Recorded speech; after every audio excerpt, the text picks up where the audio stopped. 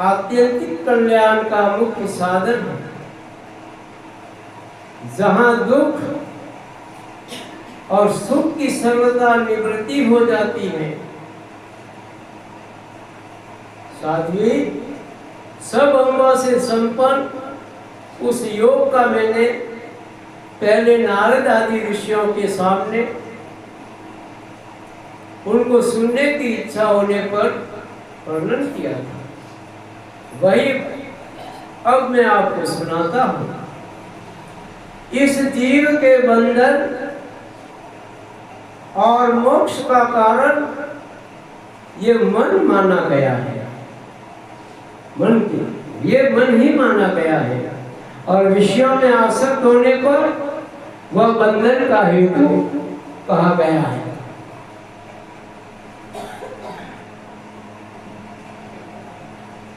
वो बंधन का हेतु कहा गया है।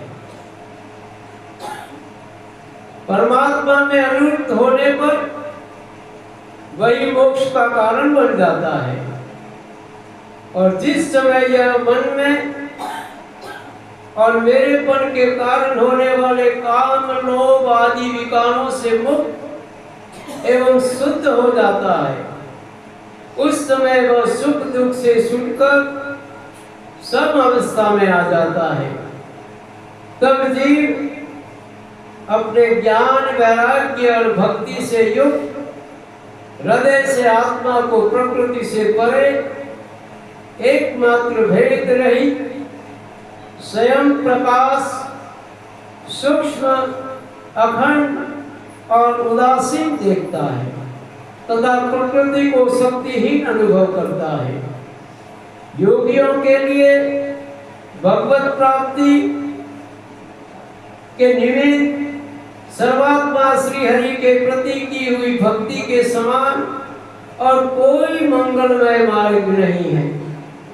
विवेकी जन संग या आसक्ति को ही आत्मा का असेध्य बंधन मानते हैं, किंतु वही संग या आसक्ति सब संतों महापुरुषों के प्रति हो जाती है तो मोक्ष का खुला द्वार बन जाती है।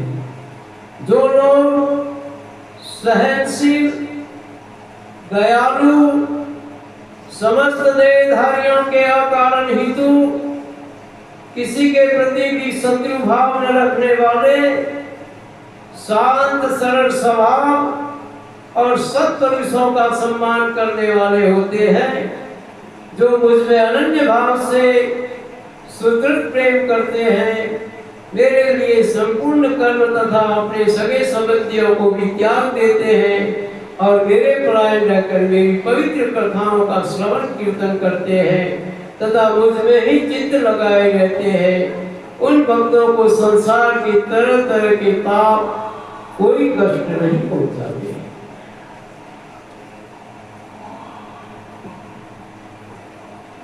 नहीं पहुंचाते हैं। इस प्रकार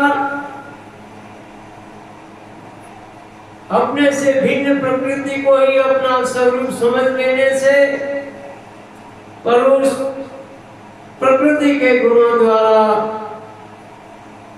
किए जाने वाले कर्मों में अपने को ही कर्ता मानने लगता है। इस कर्तव्य विमान से ही अकर्ता, स्वाधीन, साक्षी और आनंद स्वरूप पुरुष को जन्म मृत्यु रूप बंधन एवं परतंत्रता की प्राप्ति होती है। कार्य रूप शरीर, कारण रूप इंद्रिय तथा कर्ता रूप इंद्रियाधिष्ठित देवताओं से पुरुष जो अपनेपन का आरोप कर देता है, उसमें पंडित जन प्रकृति को ही कारण मानते हैं तथा वास्तव में प्रकृति से परे होकर भी जो प्रकृतिस्थ हो रहा है, उस पुरुष को सुख दुख भोगने में कारण मानते हैं।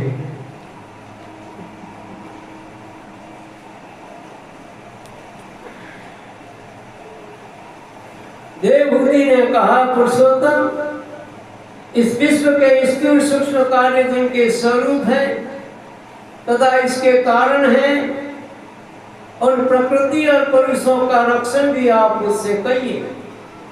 श्री भगवान ने कहा, जो त्रिगुणात्मक अव्यक्त नित्य और कार्य कारण रूप है तथा स्वयं निर्विशेष होकर भी संपूर्ण विशेष धर्मों का आश्रय है, उस प्रधान नामक तत्व को ही प्रकृति कहते हैं। 5 महाभूत, 5 तन्मात्रा, 4 अंतःकरण और 10 इंद्रिय, इन 24 तत्वों के समूह को विद्वान लोग प्रकृति का कार्य मानते हैं। पृथ्वी, जल, तेज, वायु और आकाश, ये 5 महाभूत हैं।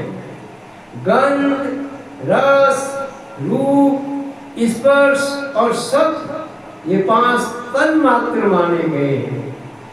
श्रोत्र, तवसा, चक्षु, रसना, नासिका, वाक, पानी, पात, उपस्थ और पायु, ये 10 इंद्रियां हैं। मन, बुद्धि, चित्त और अहंकार, इन 4 के रूप में एक ही अंतःकरण अपनी संकल्प, निश्चय, चिंता और अभिमान रूपी 4 प्रकार की वृत्तियों से रक्षित होता है। इस प्रकार तत्वज्ञानी पुरुषों ने सगुण ब्रह्म के सन्निवेश स्थान